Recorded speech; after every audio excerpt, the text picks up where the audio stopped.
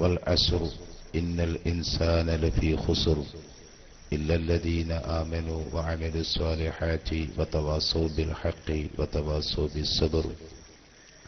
صدق الله مولانا العليم، صدق وبلغ نبيه الرسول الكريم، ونحن على ذلك من الشاهدين الشاكرين والحمد لله رب العالمين.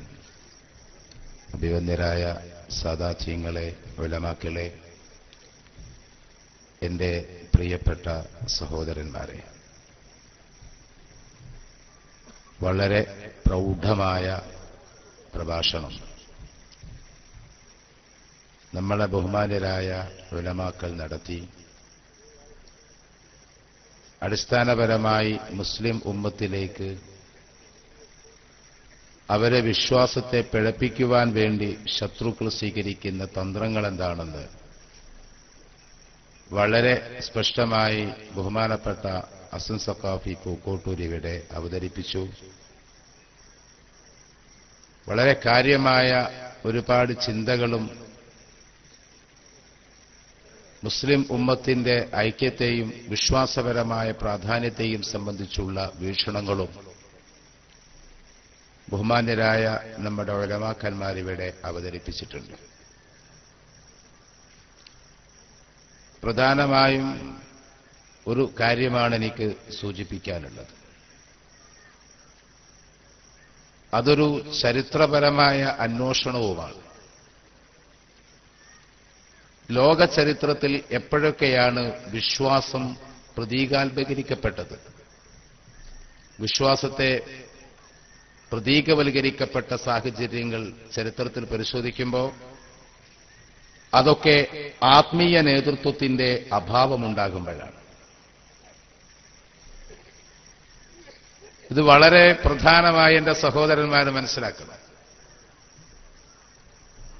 യഹൂദികളും ക്രൈസ്തവരും ആരാധനാലയങ്ങളെ ഉയർത്തിയെടുത്ത കഥ അഷ്റഫുൽ ഖൽഖ് റസൂലുള്ളാഹി സ്വല്ലല്ലാഹു അലൈഹി വസല്ലമ തങ്ങൾ പറഞ്ഞത്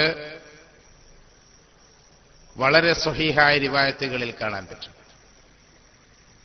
വിശ്വാസത്തിന് കുറവ് സംഭവിച്ചിടത്തേക്ക് പലതരം രീതിയിലും വിശ്വാസികളെ പിടിച്ചു നിർത്താൻ വേണ്ടി ശ്രമിച്ചിട്ടുണ്ട്. ഇപ്പോ ചില ആളുകൾ പറയുന്നത്, ഉസ്താദ് പി സക്കാഫികൾ പറഞ്ഞ മാതിരി ആണെങ്കിൽ തന്നെ അയാളെടുത്ത് മുടിയില്ലേന്നാണ്. ഇനി മുടി ഡ്യൂപ്ലിക്കേറ്റ് ആണെങ്കിൽ തന്നെ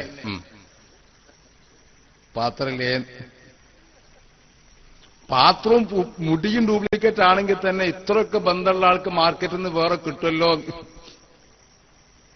ഈ 3 തരം ന്യായീകരണങ്ങളാണ് ഇപ്പോൾ കേൾക്കുന്നത്. അത് വിശ്വാസം പ്രതീകാത്മകരിക്കപ്പെടുകയാണ്, പ്രതീകവൽക്കരിക്കപ്പെടുകയാണ്. ഞാൻ പറഞ്ഞതിന്റെ അർത്ഥം നമ്മൾക്ക് ഈ കളിക്ക് സമയമല്ല എന്നാണ്. നമ്മളിവിടെ ഏതെങ്കിലും ഒരു ആലിമിനെ ബഹുമാനിക്കുന്നുണ്ടെങ്കിൽ അത് അള്ളാഹുവിന്റെ പേരിലാണ്. നമ്മളിവിടെ ഒരു സദസ്സിൽ പങ്കെടുക്കുന്നുണ്ടെങ്കിൽ അത് അള്ളാഹുവിന്റെ പേരിലാണ്. നമ്മൾ അതിന് സമയം ചെലവഴിക്കുന്നുണ്ടെങ്കിൽ ആഖിറത്തിൽ പ്രതിഫലം ലഭിക്കുമെന്ന ഉറപ്പുകൊണ്ടാണ്. നേരെ മറിച്ച് ഒരു ഭൗതികമായ ലക്ഷ്യമോ അതിന്റെ ഭൗതികമായ നേട്ടങ്ങളോ നമ്മളാരും ഉദ്ദേശിക്കുന്നില്ല. ഇവിടുത്തെ സാധാരണക്കാർക്ക് തീരെ ആ ഉദ്ദേശമില്ല. കുറച്ചുകൂടി ചരിത്രത്തിന്റെ പിന്നാമ്പുറത്തേക്ക് പോയാൽ എന്തുകൊണ്ടാണ് ഇങ്ങനെ എന്ന് ചിന്തിക്കുന്ന വലിയൊരു കൂട്ടം ചെറുപ്പക്കാരിവിടെ ഉണ്ട്. അവർ മനസ്സിലാക്കാൻ വേണ്ടി ഞാൻ പറയാണ്, ചരിത്രത്തിന്റെ പിന്നാമ്പുറത്തേക്ക് ഇറങ്ങിപ്പുറപ്പെട്ടാൽ മുസ്ലിം സമൂഹത്തെ തകർത്തിട്ടുള്ളത് ഇത്തരം ആളുകളാണ്. അവർക്ക് ജീവിതത്തിൽ വിശുദ്ധി ഉണ്ടാവില്ല, ആത്മാർത്ഥതയുണ്ടാവില്ല. അള്ളാഹുവിന്റെ ദീനിനെ പ്രബോധനം ചെയ്യുക എന്ന വികാരത്തിന്റെ അപ്പുറം സ്ഥാനമാനങ്ങൾ തേടിപ്പോകുന്നവരാണ്. നിങ്ങൾ ആലോചിക്ക്, നമ്മളെ വിട്ടേക്കുക, ഞങ്ങൾ കുറച്ച് പേട് സക്കാഫികളെ വിടുക. ഒരു ഇപ്പൊ മണ്ടരി ബാധിച്ച കാലാണ്, തെങ്ങിന് ഉണ്ടാകണമൊക്കെ പേടാണ്. ഇപ്പൊ അടുത്ത കാലത്ത് ചില തെങ്ങിന് ഉണ്ടാകുന്നതൊക്കെ പേടാവുകയാണ്. എന്താ ചെയ്യായി കാണുന്നൊക്കെ പേടാണ്. ഞങ്ങൾ കുറച്ച് സക്കാഫികളും സാദികളും പേടാണെന്ന് വെച്ചേക്കുക. അവിടെ എനിക്ക് ജലാലുദ്ദീൻ റൂമിയുടെ ഒരു കവിത ഓർമ്മ വരുന്നുണ്ട്. പണ്ട് നെല്ലും പതിരും തർക്കിച്ചൊരു കഥ. പണ്ടൊരു കാലത്ത് നെല്ലും പതിരും തർക്കിച്ചു. തല ഉയർത്തി നിൽക്കുന്ന കതിരും തല താഴ്ത്തി നിൽക്കുന്ന നെല്ലും. പതിര് കതിരിനോട് പറഞ്ഞു, അതായത് തല ഉയർത്തി നിൽക്കുന്ന പതിര് തല ഉയർത്തി നിൽക്കുന്ന പതിര് തല താഴ്ത്തി നിൽക്കുന്ന കതിരിനോട് ചോദിച്ചു, എന്തേ നിനക്കിത്ര നാണം? നീ എന്താണിങ്ങനെ തല താഴ്ത്തി നിൽക്കുന്നത്? നീയും ഞാനും ഒരേ കൊലയിൽ മുളച്ചതാണ്. എനിക്കും നിനക്കും ഒരേ ഊർജമാണ്. എനിക്കും നിനക്കും ഒരേ വെയിലാണ്. എനിക്കും നിനക്കും ഒരേ വെള്ളമാണ്. എന്തേ നീ തല താഴ്ത്തുന്നു, ഞാൻ തല ഉയർത്തുന്നു? നെല്ല് പറഞ്ഞു, ഭാരം കൊണ്ടാണ്. കതിര് പറഞ്ഞു, എനിക്കില്ലാത്ത ഭാരം നിനക്കെങ്ങനെ ഉണ്ടാകും? പതിര് പറഞ്ഞു, എനിക്കില്ലാത്ത ഭാരം നിനക്കെങ്ങനെ ഉണ്ടാകും? അപ്പോൾ നെല്ല് പറഞ്ഞു, കുറച്ചു ദിവസം കൂടി കഴിഞ്ഞാൽ അറിയാം, മൂത്തു. പതിര് ഈ ചോദ്യം തന്നെ, ഇത്ര കാലം തലയുയർത്തി പിടിച്ചിട്ട് എനിക്കെന്തേ നഷ്ടം? തല താഴ്ത്തിയിട്ട് നിനക്കെന്താ ലാഭം? അവസാനം കൊയ്തു. അപ്പോൾ കൊയ്ത ആ കെട്ടിൽ വെച്ച് പതിര് കതിരിനോട് ചോദിച്ചു, എന്തേ ഗുണം? തല താഴ്ത്തിപ്പിടിച്ചിട്ടും പ്രത്യേകിച്ച് ഗുണമൊന്നും ഉണ്ടായില്ല. നീയും ഞാനും ഒരുപോലെ ഉണങ്ങി, നീയും ഞാനും ഒരുപോലെ മുറിക്കപ്പെട്ടു. അപ്പോൾ അന്നാദ്യമായി പതിരിനോട് കതിര് ശണ്ട കൂടി. ഇപ്പോൾ അറിയാം, വരാൻ പോകുന്നു, ഇപ്പോഴറിയാം. കുറച്ച് സമയം കഴിഞ്ഞപ്പോൾ മെതിക്കുന്നയാൾ വന്നു, മെതിച്ചു. പതിരും കതിരും ഒരേ സ്ഥലത്ത് തന്നെ കൂട്ടപ്പെട്ടു. അപ്പോഴും പതിര് കതിരിനോട് ചോദിച്ചു, ഇപ്പോഴെന്തായി? തല താഴ്ത്തിപ്പിടിച്ച നീയും എന്നെപ്പോലെ മെതിക്കപ്പെട്ടല്ലോ, നീയും ഞാനും തമ്മിൽ വ്യത്യാസമൊന്നും കാണുന്നില്ലല്ലോ. കുറച്ച് കഴിഞ്ഞപ്പോൾ അതിനെ ചേറിപ്പെറുക്കാൻ മറ്റൊരാൾ വന്നു. അയാൾ ഈ കൂട്ടിയിട്ട നെല്ലിനെ ചേറിക്കൊണ്ടിരുന്നു. പതിര് ദൂരേക്ക് തെറിച്ചുപോയി, കതിര് മുറത്തിൽ ബാക്കിയായി. തല ഉയർത്തിപ്പിടിച്ചവൻ ദൂരേക്ക് തെറിച്ചുപോയി, തല താഴ്ത്തിപ്പിടിച്ചവൻ മുറത്തിൽ ബാക്കിയായി. പുറത്തേക്ക് തെറിച്ചവനെ യജമാനൻ തീയിട്ട് കത്തിച്ചു. മുറത്തിൽ വന്നതിനെ ചാക്കിൽ വെച്ച് സൂക്ഷിച്ചു. ഇത് ഷെയ്ഖ് ജലാലുദ്ദീൻ റൂമിയുടെ മസ്നവിയിൽ അദ്ദേഹം പറഞ്ഞൊരു ഉദാഹരണമാണ്. നിങ്ങൾക്ക് ഈ ഭൗതിക ലോകത്തെ മാത്രം കാണാൻ സാധിക്കുമെങ്കിൽ നേട്ടങ്ങളുടെയും കോട്ടങ്ങളുടെയും കഥകൾ മുഴുവനും ഇവിടെ വെച്ച് അവസാനിപ്പിക്കേണ്ടി വരും.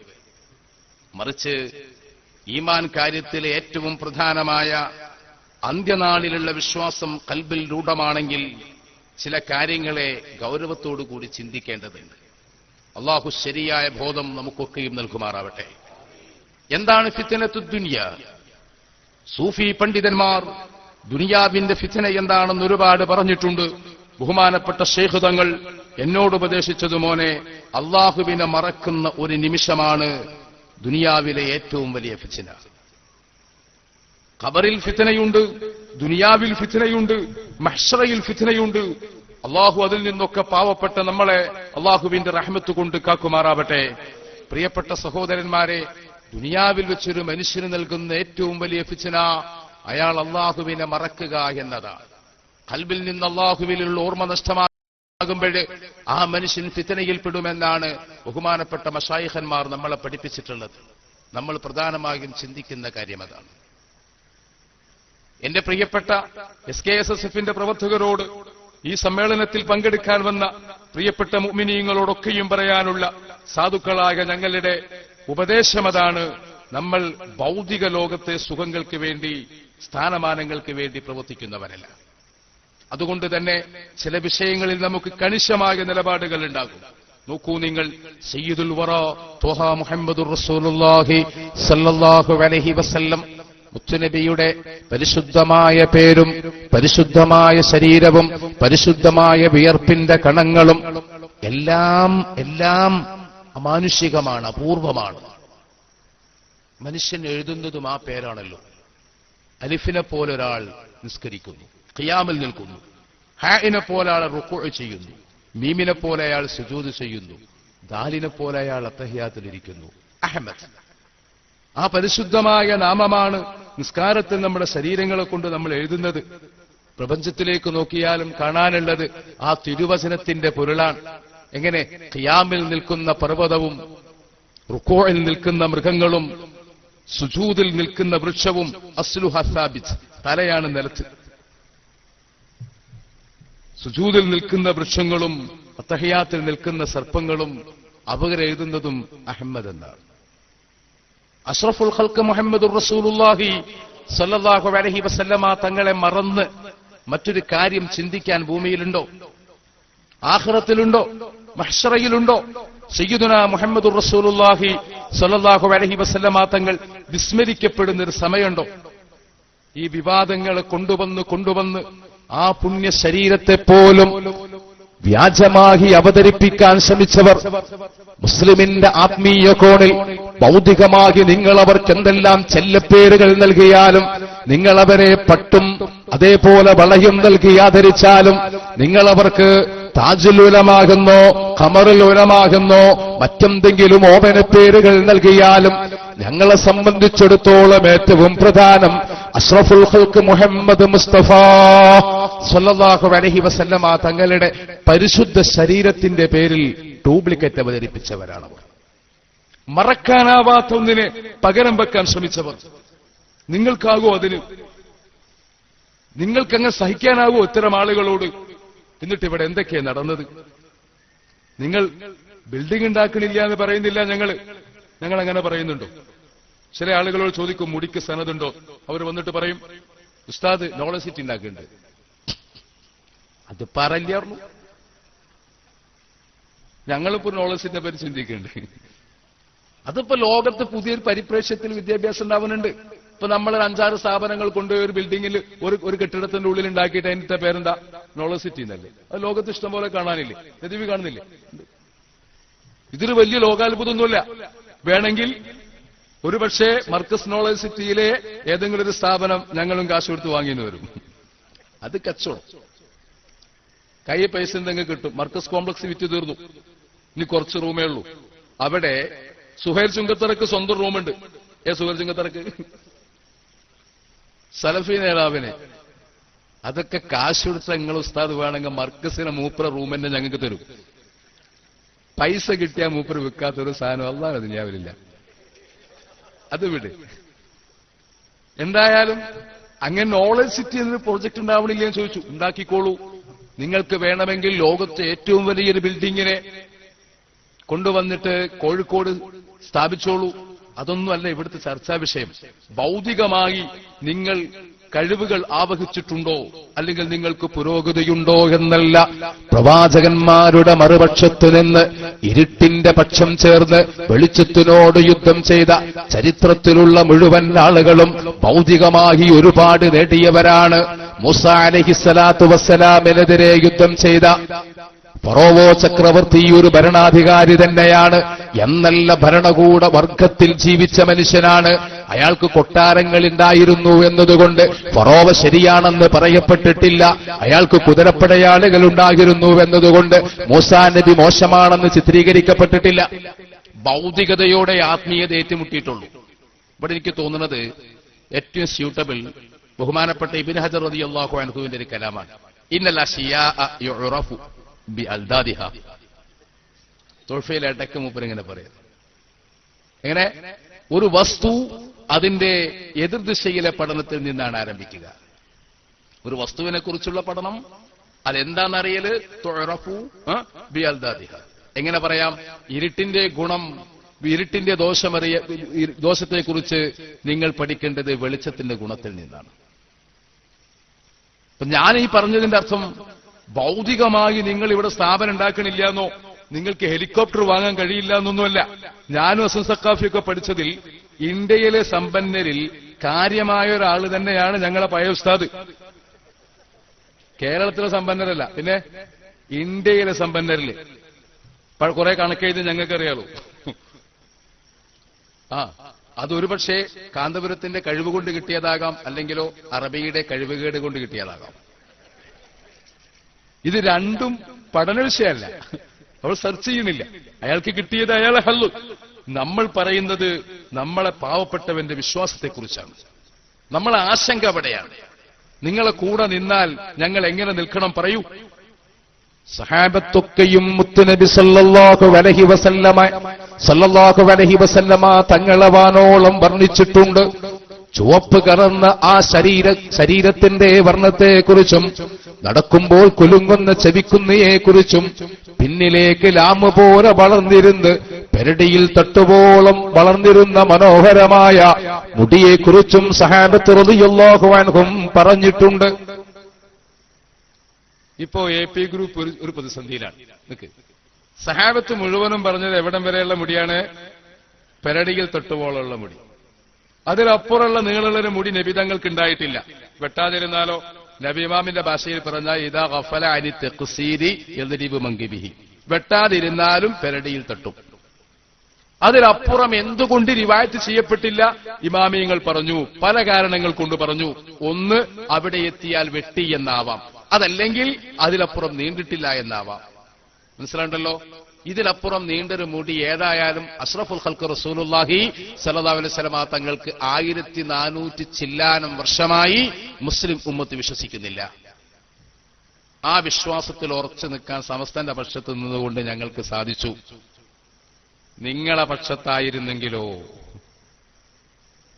നിങ്ങളെ പക്ഷത്തിരിക്കുന്ന പണ്ഡിതന്മാർ, നിങ്ങളെ പക്ഷത്തിരിക്കുന്ന സാധാരണക്കാർ, ഞങ്ങളെ പഴയ ഉസ്താദുമാരെ വാക്കിനെ അണ്ണാക്കിൽ തൊടാതെ വിഴുങ്ങുന്നവന്റെ മനസ്സിലുള്ള അഷ്റഫുൽ ഖൽഖ് മുഹമ്മദുർ റസൂലുള്ളാഹി സല്ലല്ലാഹു അലൈഹി വസല്ലമ തങ്ങളുടെ സൂറത്ത് ഇത്രത്തോളം നീണ്ട മുടിയാണ്. സുബ്ഹാന ജല്ല വഅല, അവിടുത്തെ പരിശുദ്ധമാക്കപ്പെട്ട ദാത്തിനേക്കാളും നീളമുള്ള മുടി.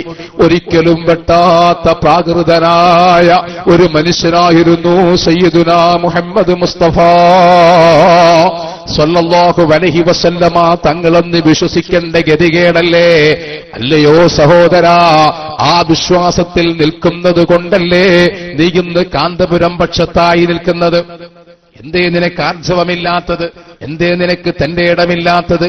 കുട്ടിയടയാളങ്ങൾ ഉണ്ടാവുന്നതിന്റെയും മുൻപ് നിന്റെ ഹൃദയത്തിന്റെ ഭിത്തിയിൽ എഴുതപ്പെട്ട അശ്ഹദു അന്ന മുഹമ്മദർ റസൂലുള്ളാഹ് എന്ന പരിശുദ്ധമായ വിശ്വാസം ഉല്ലേഖനം ചെയ്യപ്പെട്ട നിന്റെ ഹൃദയത്തിന്റെ ഭിത്തിയിലുള്ള സയ്യിദുനാ അഷ്റഫുൽ ഖൽഖ് മുഹമ്മദുർ റസൂലുള്ളാഹി സ്വല്ലല്ലാഹു അലൈഹി വസല്ലമ തങ്ങളോടുള്ള അടങ്ങാത്ത വിശ്വാസമെന്തേ? ശക്തമായ വിശ്വാസമെന്തേ നിന്നെ പ്രതികരിക്കാൻ പഠിപ്പിക്കുന്നില്ല? ഞങ്ങൾ അങ്ങനെ വിശ്വസിക്കില്ല പറയാൻ പറ്റുമല്ലോ. ഇപ്പൊ ലോക മുസ്ലിം സമൂഹത്തിൽ ഇത്ര നീളമുള്ള മുടി വിശ്വസിക്കുന്ന ആൾക്കാരെ വെച്ച് എന്താ പറയേണ്ടി വരിക? ആരെ പേര് പറയേണ്ടി വരും? ഏപ്പിന്റെ പേര് പറയേണ്ടി വരും. വിശ്വാസം കൊടുത്തിട്ടാണോ സംഘടന സംരക്ഷിക്കേണ്ടത്? അല്ല. ശരിക്കും പറഞ്ഞാൽ ഒരു നേതാവിന് പിഴക്കൂലേ? ഏത് നേതാവിനും പിഴക്കും. പഴയത്തൊട്ട് സുരക്ഷിതരായ ഒരാളും ഭൂമിയിലില്ല, ഒരാളുമില്ല. ഒറ്റ മനുഷ്യനുണ്ടാകും അല്ലാഹുവിന്റെ ഔലിയാക്കന്മാരുടെ കൂട്ടത്തിൽ ഗൗസ് എന്ന മഖാമിൽ നിൽക്കുന്ന ഒരു മനുഷ്യനല്ലാത്ത മുഴുവൻ മനുഷ്യന്മാർക്കും അവരോട് യോജിക്കാത്ത അമ്മാറത്തുണ്ടാകുമെന്ന് ബഹുമാനപ്പെട്ട മശായിഖന്മാര് നമ്മളെ പഠിപ്പിച്ചിട്ടുണ്ട്. എങ്ങനെ? ഹുജ്ജത്തുൽ ഇസ്ലാം ഇമാം അബൂ ഹമീദ് അൽ ഗസാലി റളിയല്ലാഹു അൻഹു ഒരു മുരീദിന്റെ ഷർത്ത് പറഞ്ഞ കൂട്ടത്തിൽ പറഞ്ഞു, അല്ലാ യഅ്തഖിദ ഫീ ശൈഖിഹി അൽ ഇസ്മത. പറയ്, നിങ്ങളിപ്പോ എവിടെ പോയി നിൽക്കേണ്ട? പേരോടനെ സ്ഥലം പഴയകാലത്തെ മുസ്ലിമീങ്ങളുടെ നാടാണ്. അല്ല, ഇങ്ങനെ തൊട്ടിൽപ്പാറ അക്കരാണ് കടന്നാലും രാമനളി കുറെ വനങ്ങളുണ്ട്. അവിടെ ഉള്ളൊരു മനുഷ്യനും കൂടി ഇങ്ങനെ ഒരു മുസ്ലിം ഒരാൾ വിശ്വസിക്കൂല. ഒരു ബാധിയായ മനുഷ്യന് പോലും ഒരാളെ പറ്റിയിട്ട് ഇസ്മത്ത് വിശ്വസിക്കാൻ പറ്റൂല. സ്വന്തം ശൈഖിന് പാപസുരക്ഷിതത്വമുണ്ടെന്ന് മുരീദ് വിശ്വസിക്കാൻ പാടില്ല. ത്വരീഖത്തിൽ പോലും അങ്ങനെ. അല്ലാഹു മശായിഖന്മാരെ പൊരുത്തം നമുക്ക് നൽകുമാറാവട്ടെ. ഈ പറഞ്ഞതിനർത്ഥം ഇസ്മത്തില്ല എന്നുള്ളതുകൊണ്ട് നിങ്ങൾ അയാളെ കുറവും തേടി ഇങ്ങനെ നടക്കണമെന്നല്ല. അത് ഈമാൻ നഷ്ടപ്പെടുന്നൊരു കാര്യമാണ്. എന്നാൽ പോലും ഞാൻ ചോദിക്കുന്ന കാര്യം ഇതാണ്, ഇങ്ങനെ ഒരാളെ വിശ്വസിക്കാൻ പറ്റുമോ? ഇപ്പൊ ഇങ്ങോട്ടോ മുടിക്ക് ഇത്രല്ലേ ഹദീസിൽ തെളിവുള്ളൂ? ഹദീസിൽ മുടി ഇത്ര നീളുണ്ട് എന്നല്ലേ ഉള്ളൂ. പിന്നെ നിങ്ങളെ മുടി എങ്ങനെ നീണ്ടു? പേരോട് കിതാബ് മുന്നിൽ വെച്ച് വാദപ്രതിവാദത്തിനുണ്ടോ? അപ്പൊ നമ്മൾ പറഞ്ഞു മുന്നിൽ വെച്ച് വേണ്ട, തുറന്നു നോക്കിയിട്ടേക്കോട്ടെ. ഇവിടെ റെഡി. ഒറ്റ ലൈഫായ ഹദീസ് കിട്ടിയാൽ മതി. ജാരിയാവാലന്റെ കയ്യിലുള്ള മുടിയുടെ അത്ര നീളമുള്ള മുടി പിന്നെ ഖസ്റജയുടെ കയ്യിലുള്ള മുടിയുടെ അത്ര നീളമുള്ള മുടി ലോകത്ത് എവിടെയെങ്കിലും കണ്ടിട്ടുണ്ടെങ്കിൽ ഓക്കെ, ഏതെങ്കിലും ഒരു ഹദീസിൽ അങ്ങനെ കണ്ടിട്ടുണ്ടെങ്കിൽ റെഡി. ഇപ്പൊ പറയും നെഞ്ചിമ തട്ടുന്ന മുടിയുണ്ട്, പെരടി തട്ടുന്ന മുടി മുന്നോട്ട് വാർന്നിട്ട നെഞ്ചിൽ തട്ടുന്ന ഹദീസിലുണ്ട്. അതൊക്കെ ഇവിടെ ഇമാം നബിമാം പറഞ്ഞു കഴിഞ്ഞിട്ടുണ്ട്. അവിടെ യാതൊരു ഗ്യാപ്പില്ല. അഭിനവ നബിമാർക്ക് ചാൻസ് ഇല്ല. അത് മൊഹീദ്ദീൻ നബവി പറഞ്ഞിട്ടുണ്ട്. ഇവിടെ ചില നബിമാരിപ്പോ ഉണ്ടായിട്ടുണ്ട്. എവിടെയോ പൊന്മള പോയിന്റ് അക്കരെ, കുറച്ച് ഇക്കരെ ഒക്കെ വരുന്നുണ്ട്. അല്ല, വേറൊരു കാര്യം എന്താ, ലോകത്ത് പലയിടത്തും തിരുശേഷിപ്പുകളുണ്ട്. അവിടെ എവിടെ ഇത് നീണ്ടിട്ടില്ല. ഉസ്താദിന്റെ കറാമത്താ മുത്തുനബിന്റെ മുടി നീളല്. അതായത് കാന്തപുരത്തിന്റെ കറാമത്ത് മുത്തുനബിയുടെ മ്യൂസിയത്തിനോട് കൂടി ചേർന്നപ്പോൾ ഡബിൾ സ്ട്രോങ് ആയതാണോ? പറയ്, എങ്ങനെയെങ്കിലും വിശ്വസിക്കുക. പറഞ്ഞ മനസ്സിലായില്ലേ? മുടിങ്ങനെ പൊളിന്ന് കണ്ടപ്പോ മൂപ്പര് അടുത്ത സാധനം കൊണ്ടുവന്നു. അതെന്തേനു? പൊടി. മദീനത്ത് മൂപ്പര് പറഞ്ഞു, മുടി മുക്കിയ വെള്ളത്തിൽ അതിൽ പൊടിയിട്ട് പിന്നെ സംസം വെള്ളം ചേർത്ത് കുലുക്കിയാണ് തരുന്നത്. നമ്മളെ നാടൻ ഭാഷയിൽ പറഞ്ഞാൽ ദശമൂലാരിഷ്ടവും ദ്രാക്ഷാരിഷ്ടവും കലർത്തി അതിൽ മാനസമിത്ര വടകം അരച്ച് ചേർത്ത് കുലുക്കി അങ്ങനെയാണ് കൊടുക്കേണ്ടി വരും. അതും ക്ലിക്കായില്ല. അപ്പോഴാ മറ്റേ സാധനം വന്നേത്, പാത്രം. ഏതാന്ന്? പാത്രം. പിന്നെ ഇപ്പൊ ഒരു കീറിയ ജുബ്ബ വന്നിട്ടുണ്ട്. ഇനി അതാവര് എന്തൊക്കെയോ വരുന്നുണ്ട്. പിന്നെ അലി റളിയല്ലാഹു അൻഹു യുദ്ധത്തിൽ ഉപയോഗിച്ച് ബർമുട വന്നിക്കണത്രേ. ഖദീജ ബീവിന്റെ ഗ്യാസ് സിലിണ്ടർ, ഫാത്തിമ ബീവിന്റെ ഗ്യാസ് അടുപ്പ് വരാൻ പോവാണ്. വിശ്വസിച്ചോളണം. വിശ്വസിച്ചില്ലെങ്കിലോ പേടാവും. പേടാകാൻ പൂതിയുണ്ടോ നമ്മളെ ചോദ്യം. ഉണ്ടെങ്കിൽ ശരിയല്ല എന്ന് പറയണം. നിങ്ങൾ പേടാകുന്നവർ പറയുന്ന ഭയപ്പെടുന്നുണ്ടോ എങ്കിൽ വിശ്വസിച്ചേക്കണം. ഞാൻ ചോദിക്കട്ടെ, ഒറ്റ പറച്ചിലാണ് അഷ്റഫുൽ ഖൽഖ് സല്ലല്ലാഹു അലൈഹി വസല്ലമ തങ്ങളുടെ ശറഫാക്കപ്പെട്ട ശരീരത്തിലേക്ക്, അവിടുത്തെ ശരീരത്തിലേക്ക് ഒരു കാര്യത്തെ ചേർത്ത് പറയാനുള്ള യോഗ്യത ആർക്കാണുള്ളത്? ഹിജറ 1400 ശേഷം ജനിച്ച മുസ്ലിയാന്മാർക്കാണോ? ഇവിടെ ഏതെങ്കിലും കാലത്ത് ജീവിച്ചിരിക്കുന്ന പണ്ഡിതന്മാർക്കാണോ? ഒരിക്കലും നബി സല്ലല്ലാഹു അലൈഹി വസല്ലമ തങ്ങളിലേക്ക് ഒരു കാര്യത്തെ ചേർത്ത് പറയാനുള്ള അവകാശം താബിഈങ്ങൾക്ക് പോലുമുണ്ടെന്ന് പണ്ഡിതന്മാർ പറയുന്നില്ല. സ്വഹാബത്ത് റളിയല്ലാഹു അൻഹുവിനു മാത്രമാണ് നബി സല്ലല്ലാഹു അലൈഹി വസല്ലമ തങ്ങളിലേക്ക് ഒരു കാര്യം ചേർത്ത് പറയാൻ പറ്റൂ. ഉദാഹരണം, നബി സല്ലല്ലാഹു അലൈഹി വസല്ലമ തങ്ങൾക്ക് ഇത്ര നീളമുള്ള മുടിയുണ്ടായിരുന്നു എന്ന് പറയാനുള്ള അവകാശം സഹാബിക്ക് മാത്രമാണ്. ഇന്ന പാത്രത്തിൽ വെച്ച് നബി തങ്ങൾ വെള്ളം കുടിച്ചു എന്ന് പറയാനും, ഇന്ന സ്ഥലത്ത് വെച്ച് നബി സല്ലല്ലാഹു അലൈഹി വസല്ലമ തങ്ങൾ നിസ്കരിച്ചു എന്ന് പറയാനും ഉള്ള ഒരു പ്രവൃത്തിയെയോ ഒരു സിഫത്തിനെയോ നബി സല്ലല്ലാഹു അലൈഹി വസല്ലമ തങ്ങളിലേക്ക് ചേർക്കാനുള്ള അവകാശം സഹാബികൾക്ക് മാത്രമാണ്. ശാഫിഈ മദ്ഹബിലെ പണ്ഡിതന്മാർ അതേ അംഗീകരിച്ചിട്ടുള്ളൂ. ഹനഫി മദ്ഹബിലെ പണ്ഡിതന്മാർക്ക് താബിഈങ്ങൾ പറഞ്ഞാലും അംഗീകരിക്കാമെന്ന അഭിപ്രായമുണ്ട്. കേട്ടോ, പണ്ട് ബൈഅത്തുർ റിദ്വാൻ നടന്ന ഒരു സ്ഥലം, അവിടെ കുറെ ആളുകൾ നിസ്കരിക്കൽ തുടങ്ങി. എന്നിട്ടോ വിവരം ഉമർ ഇബ്നു ഖത്താബ് റളിയല്ലാഹു അൻഹുവിന്റെ അടുക്കലെത്തി. ഉമർ റളിയല്ലാഹു അൻഹു അവരെ വിളിച്ചു ചോദിച്ചു, എന്താ നിങ്ങൾ ഇവിടെ നിസ്കരിക്കാനുള്ള കാരണം? ജനങ്ങൾ പറഞ്ഞു, ഇവിടെയാണ് ബൈഅത്തുർ റിദ്വാൻ നടന്നത്. ആ ബൈഅത്തുർ റിദ്വാൻ നടന്നപ്പോൾ തഹത ശജറ എന്ന് ഖുർആനിൽ പറഞ്ഞ ശജറത്തുർ റിദ്വാൻ എന്ന് പറയുന്ന മരമിതാണ്. ഉമർ റളിയല്ലാഹു അൻഹു പറഞ്ഞു, നിങ്ങളല്ലാതെ ചേർത്ത് പറയേണ്ടത്, ഞങ്ങൾ സഹാബത്താണ് ചേർത്ത് പറയേണ്ടത്. ഞങ്ങൾ ആ ബൈഅത്തിൽ പങ്കെടുത്തവരാണ്. ഞങ്ങളാരും അങ്ങനത്തെ ഒരു മരം കണ്ടിട്ടില്ല. അന്ന് ആ മരം ഏതാണെന്ന് ഞങ്ങൾക്കറിയാമായിരുന്നു. പിറ്റത്തെ വർഷം വന്നപ്പോൾ ആ മരം ഞങ്ങൾ കണ്ടിട്ടില്ല, തിരിച്ചറിഞ്ഞിട്ടില്ല. ഒന്നുകിൽ മരത്തിന് നാശം സംഭവിച്ചേക്കാം, അല്ലെങ്കിൽ മരം തന്നെ തിരിച്ചറിയാതെ ആയതാവാം. എന്തായാലും ഈ മരമാണെന്ന് ഞങ്ങൾക്കറിയില്ല.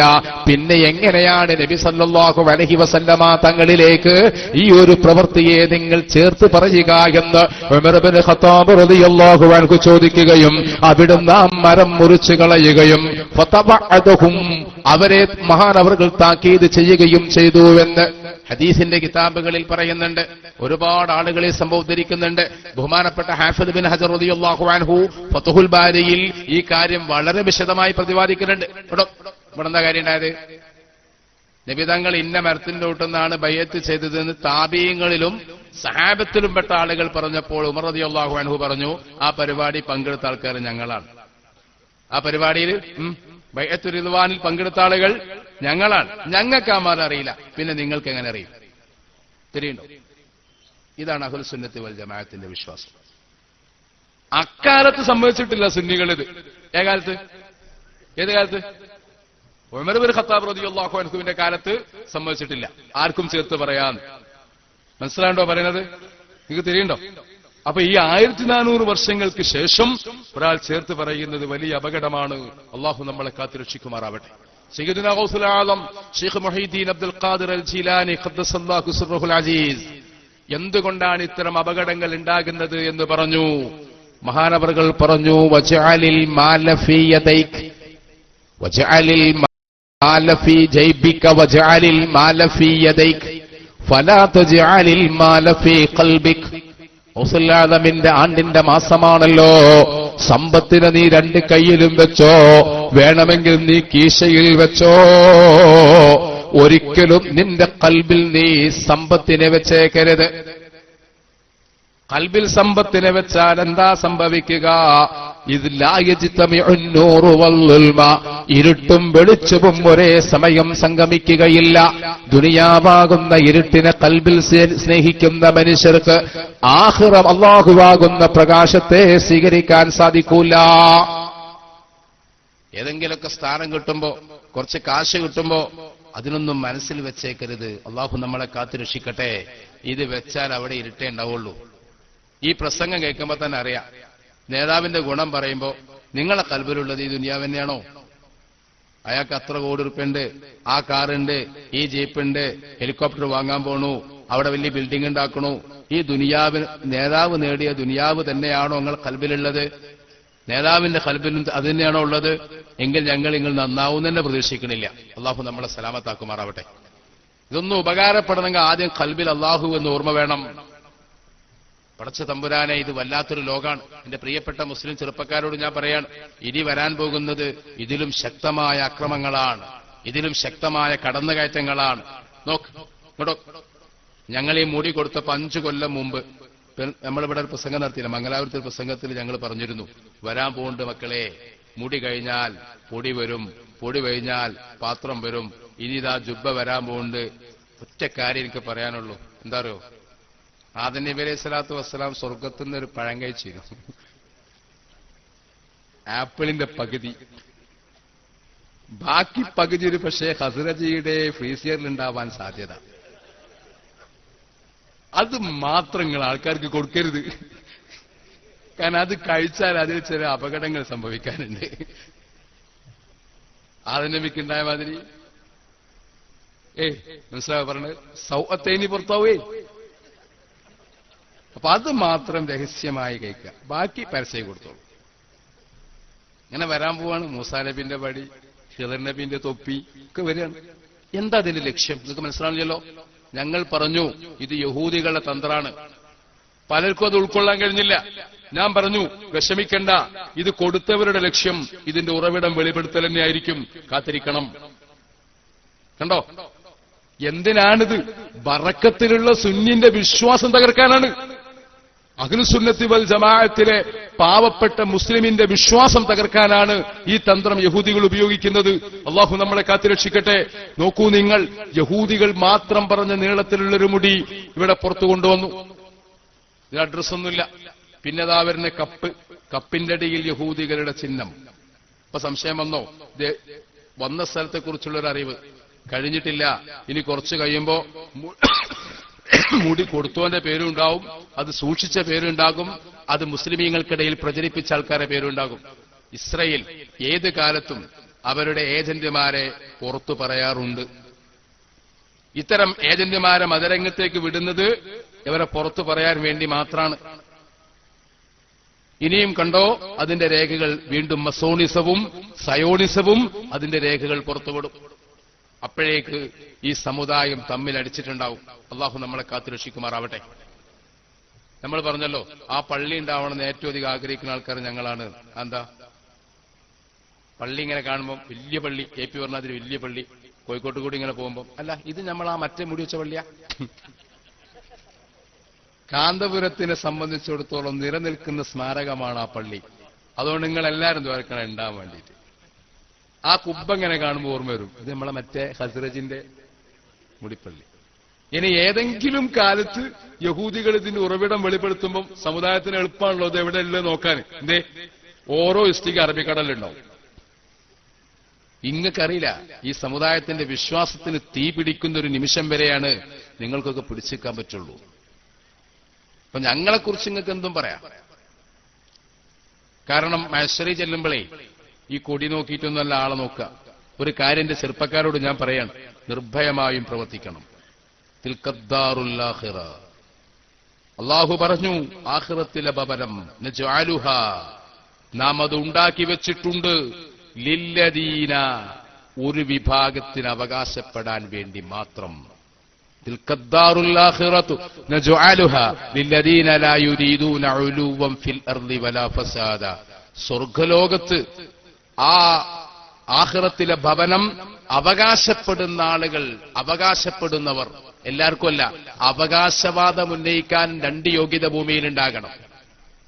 അല്ലാമുലിൽ മിൽക്കി വശിബിഹി വഫി, ആ ലാമി മിൽക്കിയായ ലാമാണ്. ഒരു വിഭാഗം ആളുകൾക്ക് ഉടമപ്പെടുത്താനുള്ളതാണ്, ഒരു വിഭാഗം ആളുകൾക്ക് അവകാശപ്പെടാനുള്ളതാണ്.